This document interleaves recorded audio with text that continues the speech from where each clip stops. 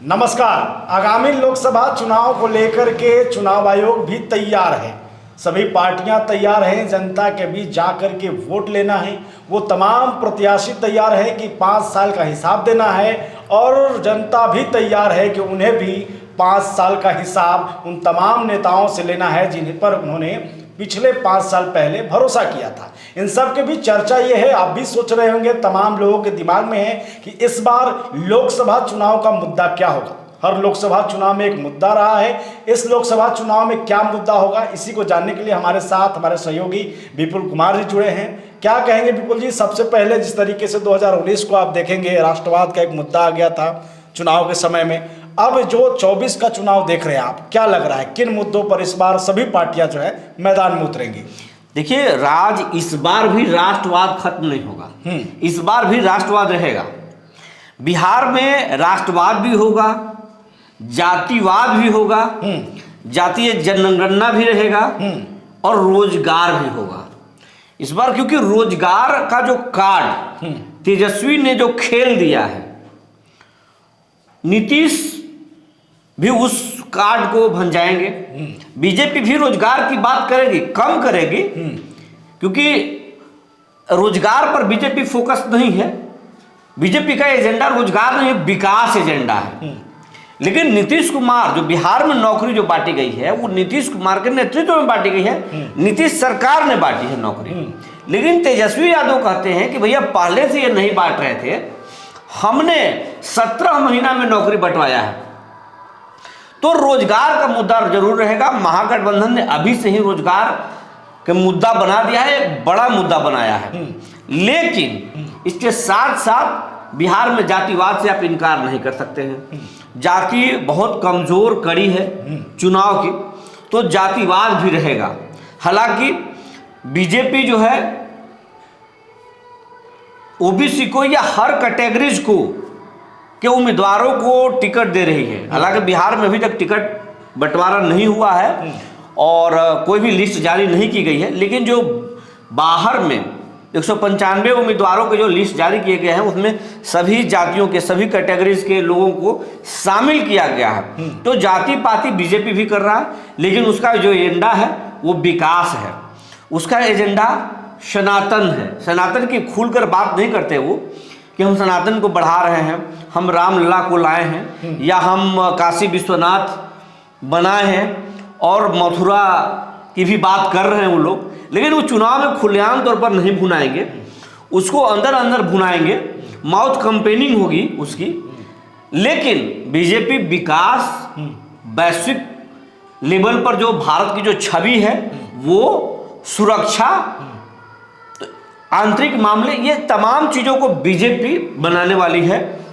एक सवाल इस पर ले लेंगे विपुल जी कि जिस तरीके से आपने कह दिया राम मंदिर बड़ा मुद्दा दिख रहा है लोकसभा चुनाव में, क्योंकि बीजेपी ने कहा था, वो कर भी रही है और खुले मन से जहां भी बीजेपी के तमाम बड़े नेता, चाहे प्रधानमंत्री मोदी हों, गृह मंत्री अमित शाह हो, खुले मन से कह रहे हैं कि राम मंदिर बनना चाहिए था कि नहीं, तो बनना चाहिए था। ये लोगों का जो है ये है। एक तरफ राम मंदिर का मुद्दा चल रहा है जो बीजेपी चुनाव में दिखा रही है कि वो भुनाएगी। दूसरी तरफ बिहार में बात करें तो तेजस्वी यादव हैं जो खुले मन से शिक्षकों को नौकरी देने की, 2 लाख की नौकरी देने की बात कर रहे हैं, वो भी 17 महीने में नौकरियों की भरमार की बात कर रहे हैं। क्या लग रहा है आपको, किसका पलड़ा भारी हो सकता है?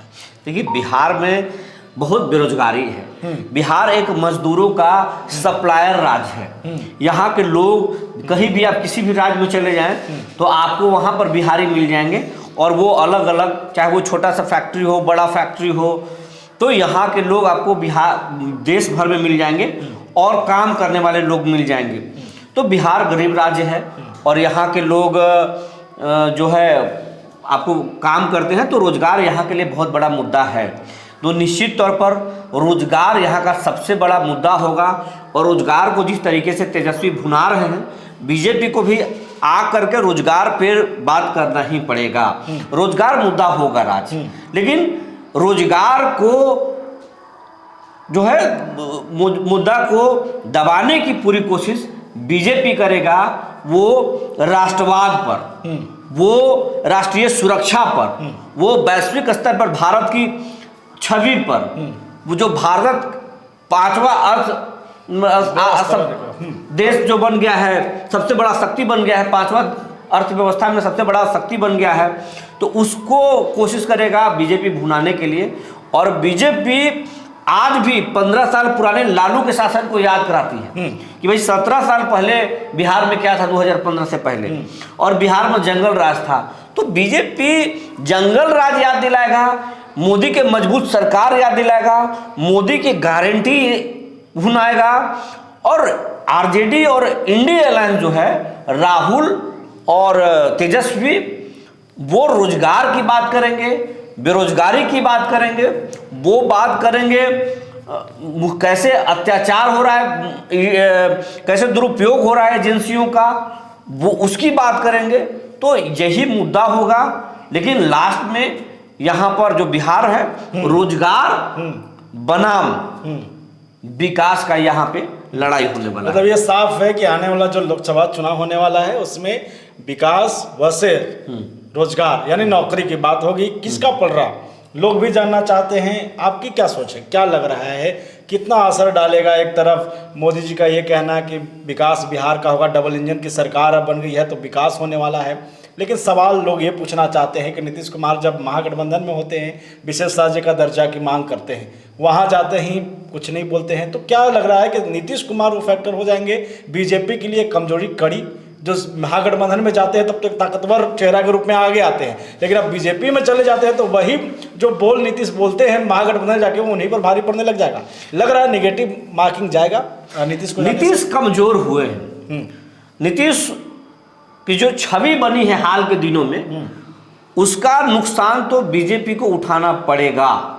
लेकिन नीतीश ने बिहार को चेंज भी किया है, बीजेपी ने बिहार को चेंज भी किया है, ये भी एक बड़ा प्लस पॉइंट है। और नीतीश कुमार का अपना एक वोट बैंक बन गया है, नीतीश ने अपना भी एक वोट बैंक तैयार किया है।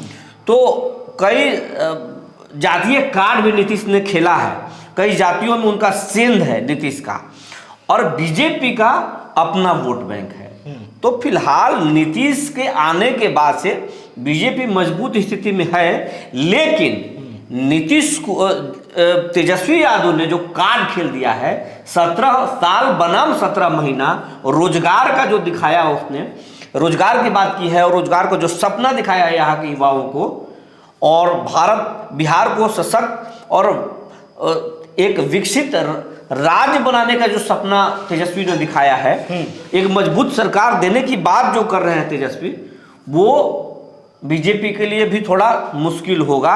तो इसीलिए आप देख रहे होंगे कि बीजेपी भी कई सांसदों के टिकट काटने वाली है, चेहरा बदलने वाला है, और जदयू भी कई सांसद को टिकट को भी काट रहा है, और पूरी तरीके से एक नया चेहरा देने की कोशिश बीजेपी कर रहा है। तो ये कहीं ना कहीं तेजस्वी के रोजगार वाली बात का ही असर है।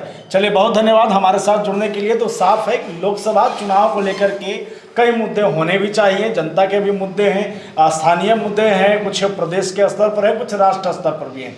लोग चाहते हैं कि जो देश में चुनकर जाए वो हमारे देश को मजबूत करे और ख़ास करके उनकी जो ज़रूरतें हैं उनको पूरा करे। इन सब के बीच चर्चा यही है, और ये निकाला जा सकता है कि कहीं ना कहीं अब जो आने वाला चुनाव है वो रोजगार वर्सेस विकास इसी पर होने वाला है। इससे पहले जो हुआ उसका कुछ असर यहाँ नहीं दिखने की स्थिति बन रही है। फिलहाल इतना ही, बने रहिए हमारे साथ, देखते रहिए बुलेट न्यूज़ टीवी।